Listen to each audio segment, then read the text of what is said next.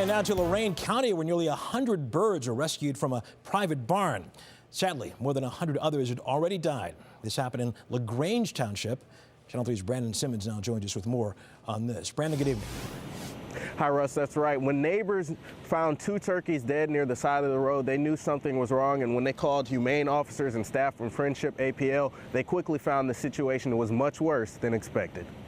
When they went into the barn of the property, they stumbled on over 100 dead animals, chickens, ducks, turkeys that had all either starved to death or frozen to death. Investigators had no idea what they'd find after they were called to this home on Webster Road in LaGrange Tuesday, after a neighbor reported 2 turkeys they found frozen to death. These animals were kept in an unfinished barn. The north wall had not been completed, which allowed wind to kind of whip through there. So we literally had to go through and pick up and handle every animal to try to even see if it was still alive. Over 100 birds were already dead inside, many of them starving to death, and in this weather, freezing to death. But Friendship APL acted quickly along with humane officers to save the rest. We pulled out of the home 96 birds.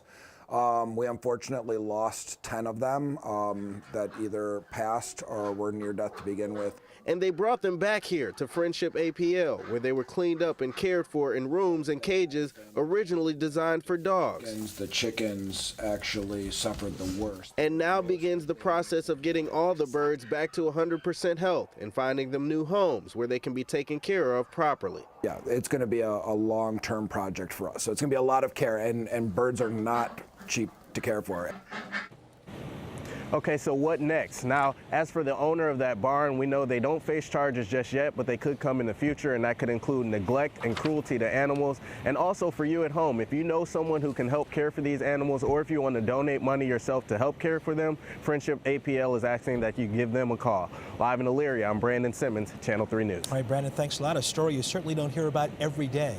Thanks a lot. See you later.